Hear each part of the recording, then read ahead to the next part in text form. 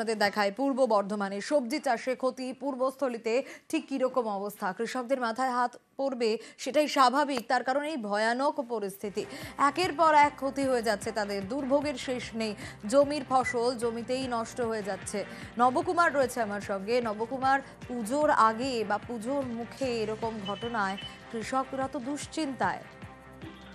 একদমই তাই। পূর্ব বর্ধমানের যে বিস্তীর্ণ অঞ্চলে সব থেকে বেশি যেখানে সবজি চাষ হয় সেটা পূর্বস্থলী 2 নম্বর ব্লক, এবং সেখানে ভিতপুর থেকে শুরু করে সরডাঙ্গা বিভিন্ন এলাকা বিশ্বরম্বাতে বিস্তীর্ণ বিঘা হাজার হাজার বিঘে জমিতে সেখানে এই যে চাষ তারা সবজি নির্ভরশীল।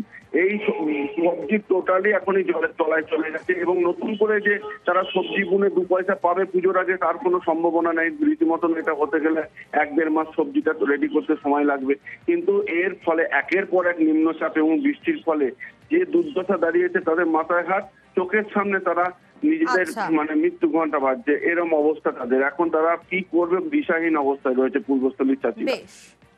টোটাল সবজি সমস্ত সব কিছু পচে যাবে, সব নষ্ট হয়ে যাবে, কিচ্ছু থাকবে না। জমিতে জল জমে আছে? জমিতে সব জল জমে, এই তো আমি জলের মধ্যেই দাঁড়িয়ে আছি। আচ্ছা, এই তো পটল গাছে গোড়াটা সব পচে যাচ্ছে। কতটা লাগিয়েছেন পটল? আমার এইখানে ধরুন 1 বিঘা আছে। এই জল না নামলে কি সমস্যা হবে? জল না নামলে গোড়াগুলো পচে পটল গাছ আস্তে আস্তে সব মরে যাবে। আমার প্রচুর টাকা লস হয়ে যাবে।